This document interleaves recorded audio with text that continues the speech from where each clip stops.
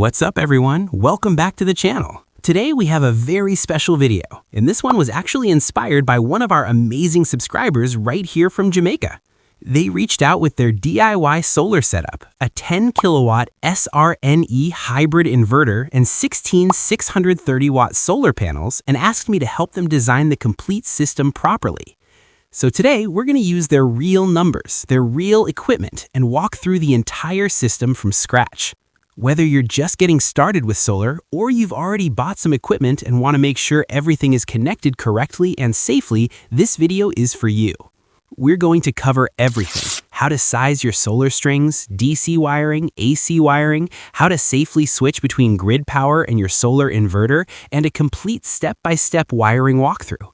By the end of this video, you'll understand exactly how a professional off-grid solar system is designed and installed.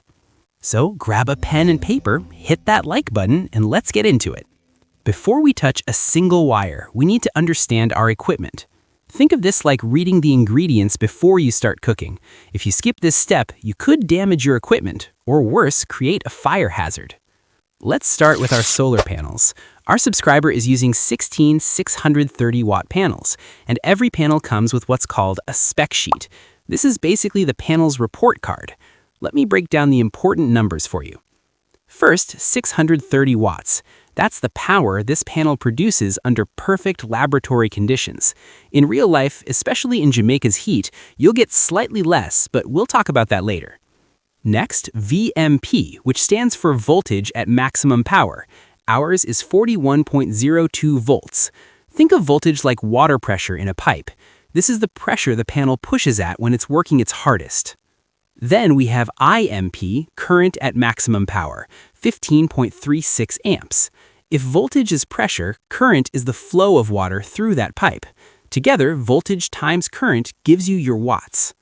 Now the two safety numbers, VOC, which is 49.48 volts. This is the maximum voltage the panel will ever produce, measured when nothing is connected. This is the number we use for safety calculations. And ISC, short circuit current, 16.20 amps. This is the maximum current the panel can produce, again used for safety sizing.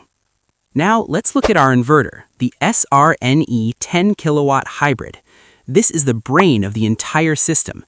It takes the DC power from your panels, converts it to AC power for your home, charges your batteries, and manages everything automatically. The key specs we care about: 10 kilowatt AC output, that's how much power it can deliver to your home. 11 kilowatt max PV input, that's the maximum solar power it can accept. 2 MPPT inputs, meaning it can handle two separate strings of panels independently. And the MPPT voltage range of 125 to 425 volts. This is critical, and we'll use this number very soon. String sizing with temperature coefficient. Okay, this is the most important part of the entire video. I want you to pay close attention here because getting this wrong is the #1 mistake DIY solar installers make. We're talking about string sizing, and specifically how temperature affects your system. First, what is a string? A string is simply panels connected end to end, positive to negative, like batteries in a TV remote. When you do this, the voltages add up. Our subscriber wants to run 2 strings of 8 panels each. Let's check if that's safe for this inverter. Here's the basic math first. 8 panels times VMP of 41.02 volts equals 328 volts. 8 panels times VOC of 49.48 volts equals 395.84 volts.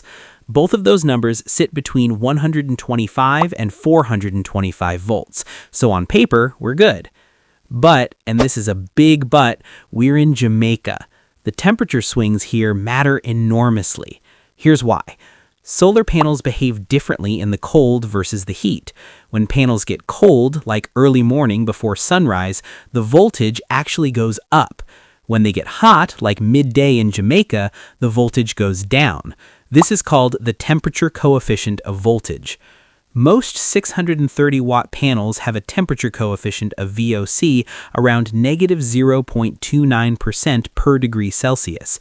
That means for every degree the temperature drops below 25 degrees, the standard test temperature, your VOC increases by 0.29%. Now, in Jamaica, your coldest morning temperature might be around 18 to 20 degrees Celsius.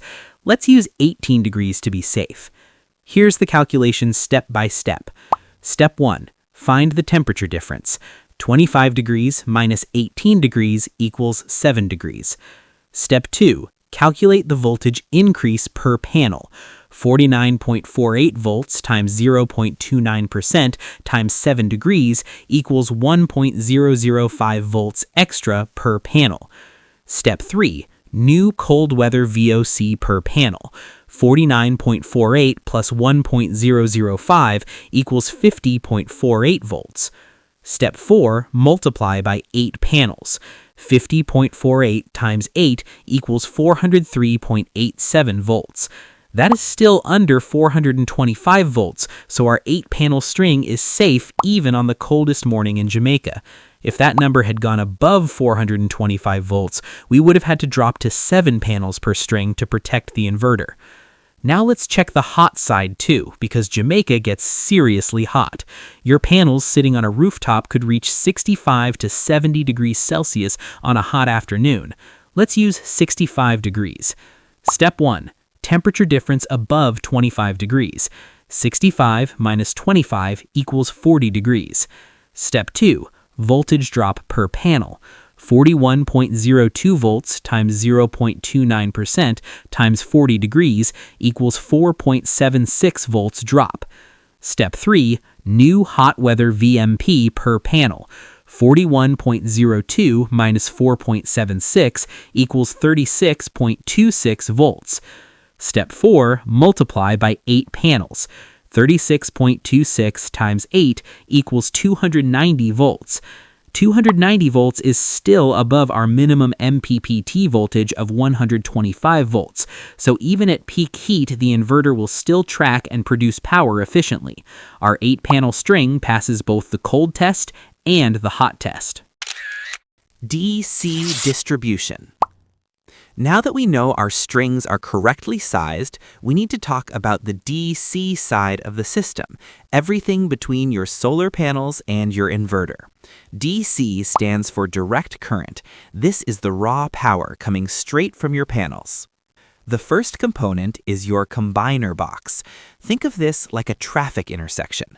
Your 2 strings of panels each come in as separate roads. The combiner box merges them safely into one main highway going to the inverter.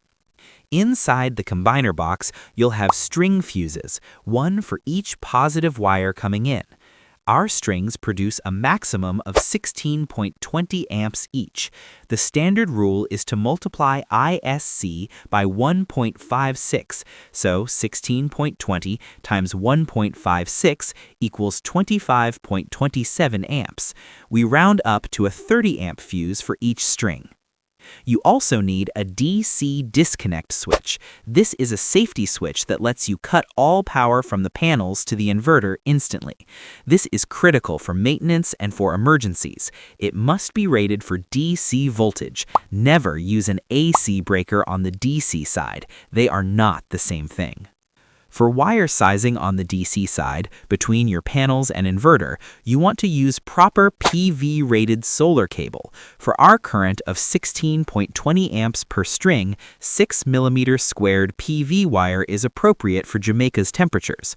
Always use UV-resistant cable on the rooftop. Finally, a DC surge protection device, or SPD. Jamaica gets lightning. A lightning strike anywhere near your system can send a massive voltage spike through your wiring and destroy your inverter instantly. A DC SPD at the combiner box is cheap insurance. Do not skip it. Now let's move to the AC side. This is the power that actually runs your home. AC stands for alternating current. This is what comes out of your inverter and into your breaker panel.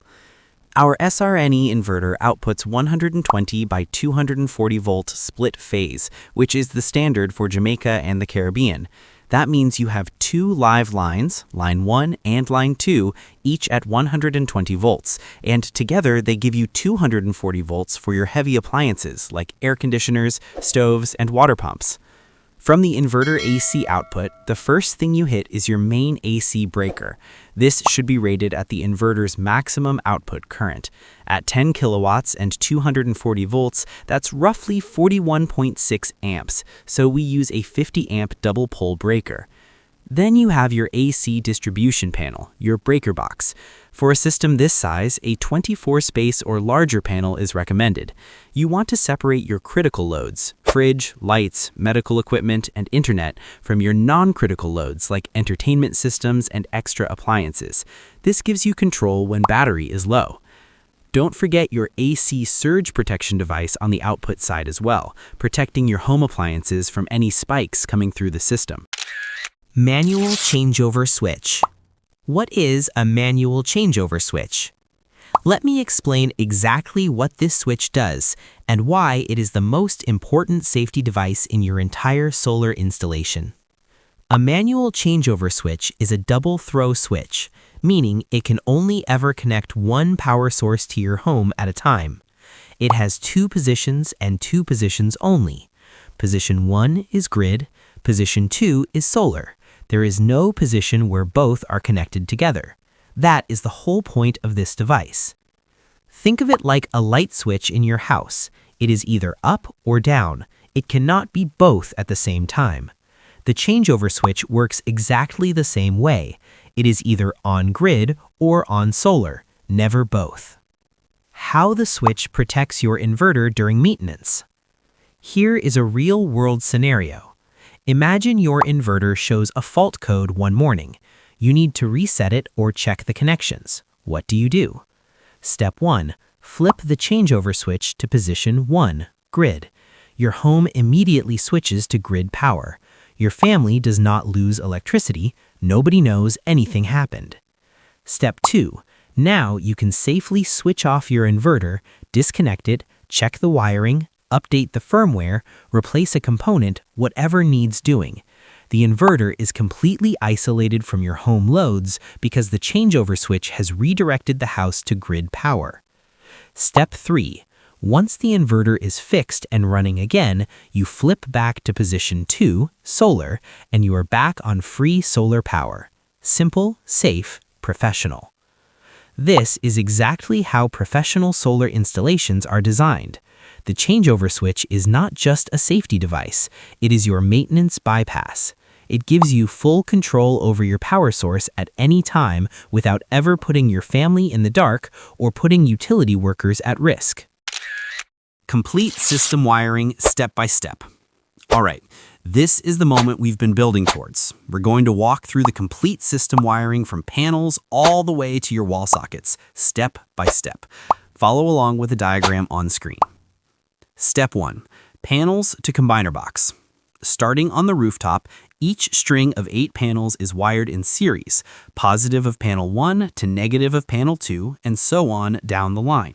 The final positive and negative of each string connect via MC4 connectors down to your combiner box. Red wire is positive, black is negative, always. Use UV-rated PV cable and secure it with cable ties every 300 millimeters to prevent wind damage. Step 2. Combiner box to inverter. Inside the combiner box, string 1 positive goes through its 30 amp fuse to the positive bus bar. String 2 does the same. Both negatives connect to the negative bus bar. From the bus bars, a single positive and negative output cable runs through your DC disconnect switch and into the MPPT inputs on the inverter. String 1 to MPPT1, string 2 to MPPT2. Step 3. Battery bank wiring. Your two 16 kilowatt-hour 48-volt batteries connect to the inverter battery terminals. Use short, equally lengthened cables, minimum 35 millimeters squared for battery cables due to the high current.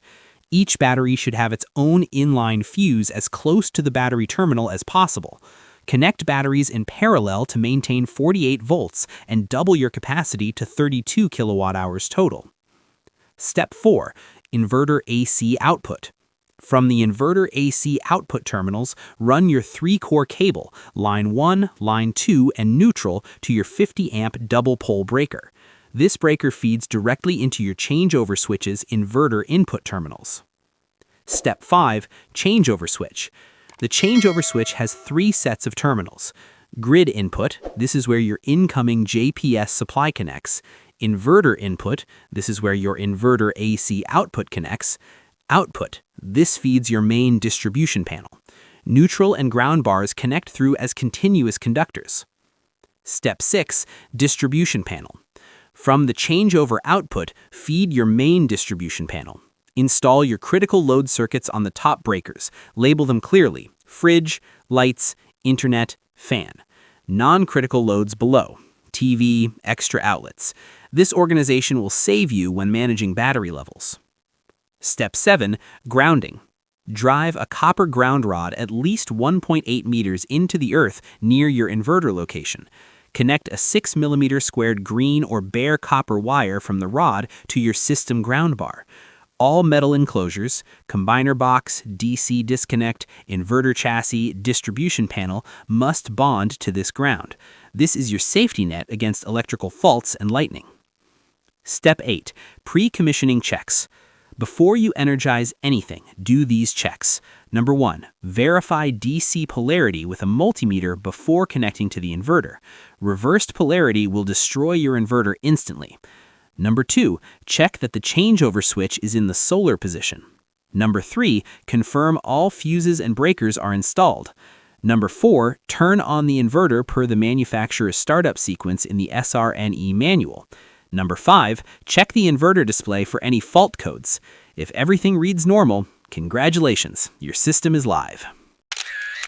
A few final tips specifically for our Jamaican and Caribbean viewers. In Jamaica's tropical heat, your panels will regularly run at 60 to 70 degrees on that roof.